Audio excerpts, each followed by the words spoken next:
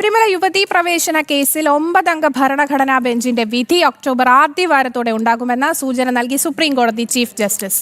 ക്ഷേത്ര പരിപാലനവുമായി ബന്ധപ്പെട്ട Bodhgaya case പരിഗണിക്കുന്നതിനിടെയാണ് chief justice ഇക്കാര്യം പരാമർശിച്ചത്. കൂടുതൽ വിവരങ്ങൾ നൽകുവാനായി SDS ആദർശാണ് ഡൽഹിയിൽ നിന്ന് ചേരുന്നത്. ആദർശ, എന്തായാലും ഭക്തരെ സംബന്ധിച്ച്, വിശ്വാസികളെ സംബന്ധിച്ചൊക്കെ ഏറെ കാത്തിരിക്കുന്ന വിധിയാണ്. എന്തായാലും ഇത്തരത്തിലൊരു പരാമർശം ഉണ്ടായി. എന്തൊക്കെയാണ് വിവരങ്ങൾ?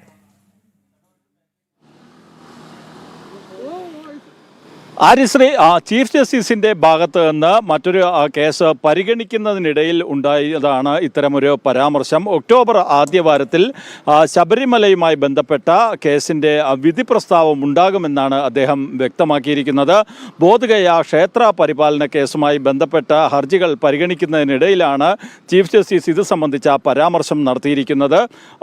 എന്തായാലും ഇത് ശബരിമലയെ സംബന്ധിച്ചിടത്തോളം പ്രത്യേകിച്ച് വിശ്വാസികൾ ഏറെ കാത്തിരിക്കുന്ന ഒരു വിധി പ്രസ്താവനത്തിനാണ് സുപ്രീം കോടതി തയ്യാറെടുത്തിരിക്കുന്നത്.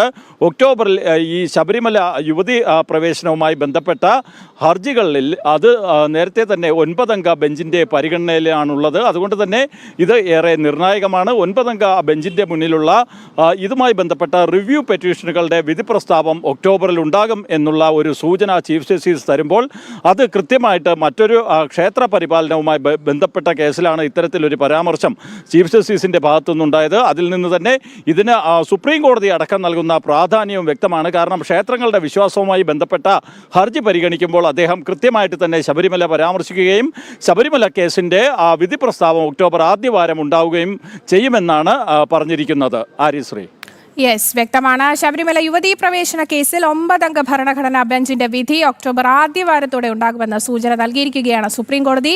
ആദർശാണ് ഡൽഹിയിൽ നിന്നും വിവരങ്ങൾ നൽകിയത്.